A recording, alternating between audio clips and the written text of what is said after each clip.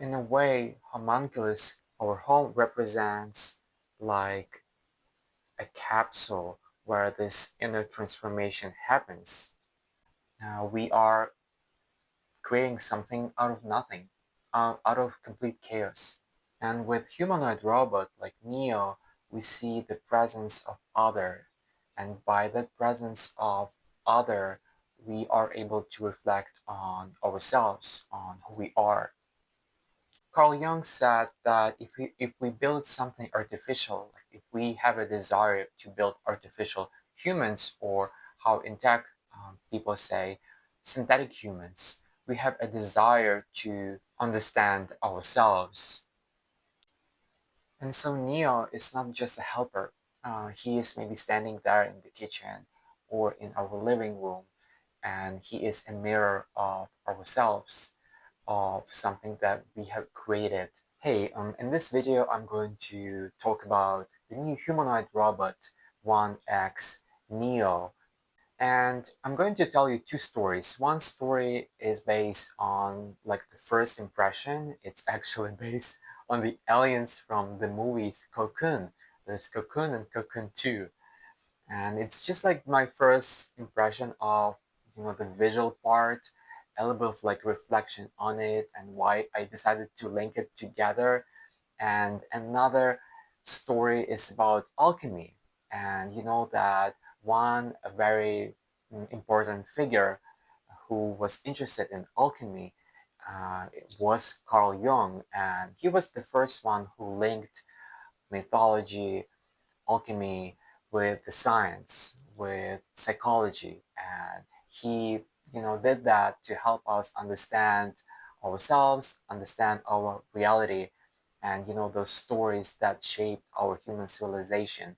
They are extremely important, and we sometimes forget about them. We sometimes disregard them, and I'm here to remind you that they exist and they are very useful, and some of them are funny, some of them are wise. They give direction. They can give direction to you. They can help you, for example, put your subjective experience, inner experience, into more like a broader concept of human civilization. And that's what we are going to discuss today. In my first impression, Neo is very different from Figure 03. And it has very kind of like soft feel to it. It's also a little bit uncanny because of the positions of the cameras. They kind of resemble the eyes, while in Figure, I think the position of the cameras are like that, vertical. And I think, having a little bit of uncanny valley, it's not a bad thing. I mean, they both have uncanny valley kind of like vibe. I think Figure 03 is more industrial. It's a bit heavy. It's a bit more edgy. It looks very expensive and kind of chic, kind of like a luxury object, like a toy. And 1X Neo is more like a cozy object that you want to have at home. It's like a pillow. It's very cuddly. It looks like your blanket, and I mean it makes sense. It's covered in textile. First of all, it's covered in textile to make it safe. Have it at home. What if this robot is going to fall or on someone or on your favorite vase?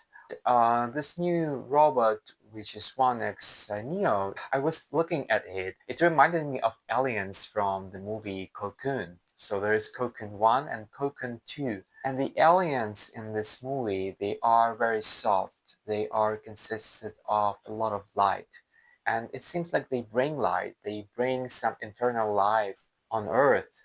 And people who are swimming in the pool around these aliens, they kind of prolong their health, they become young again.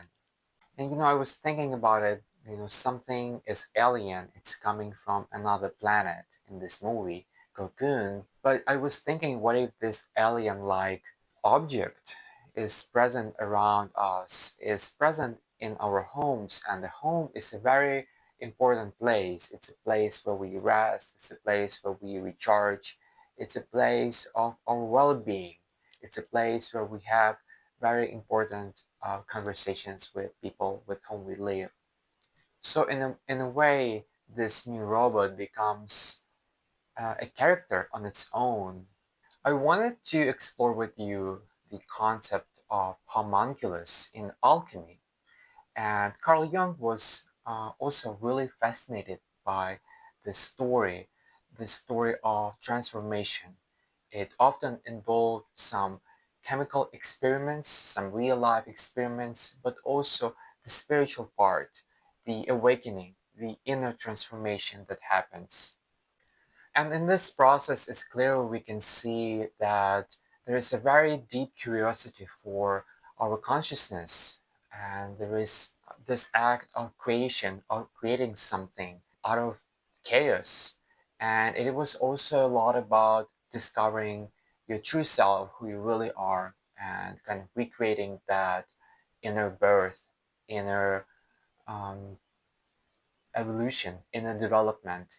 And Carl Jung said that if we build something artificial, like if we have a desire to build artificial humans, or how in tech people say synthetic humans, we have a desire to understand ourselves. And imagine living with an object which is a robot.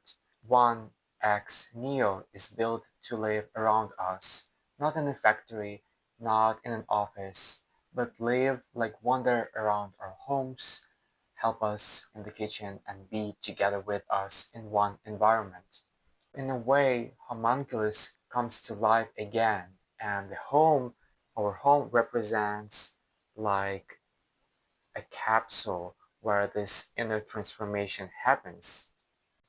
And so Neo, same as homunculus, is a symbol of our curiosity for creating something new, creating new life. And in this case, we are creating life out of our data, out of our environment. We are creating something out of nothing, out of complete chaos. And so Neo is not just a helper. He is maybe standing there in the kitchen or in our living room, and he is a mirror of ourselves, of something that we have created. And we can ask ourselves a question: who we have become in the process of creating it.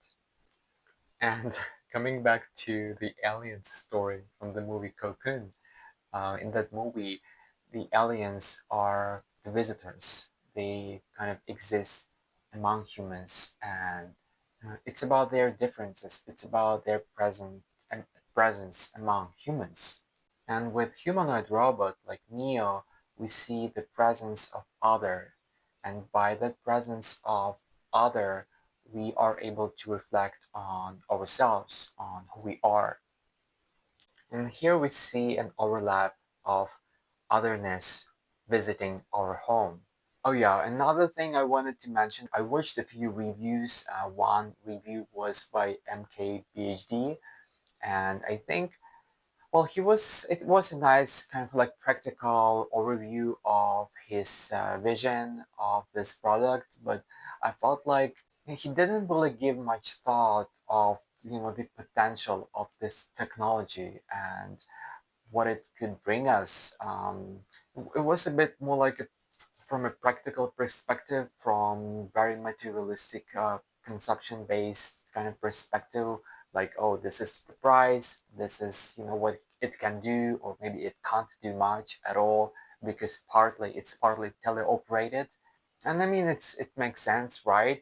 Being a little bit critical, it's fine, but also I found quite kind of sad that this company actually offered to test the product, and they also offered to pay, but I didn't like how it was presented in his video, very much like, oh yeah, it's just another product, maybe it's going to fail anytime soon, and he didn't really give much thought of what it could actually mean having a humanoid robot at home, and how it can actually reshape our society in the upcoming 10 and 20 years, or in general.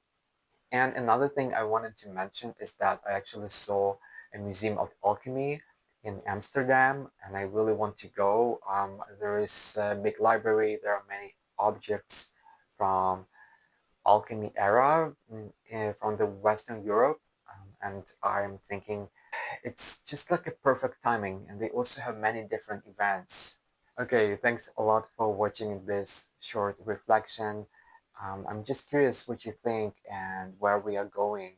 I'm also super curious to explore more themes of mythology, of alchemy, and they are very, very deeply symbolic. They are extremely important based on the theories of Carl Jung, where we kind of link our inner experience, we put it in the context of human civilization, and that's where mythology comes in place, and that is really helpful to kind of see our stories that we create these days and how we build relationship with technology.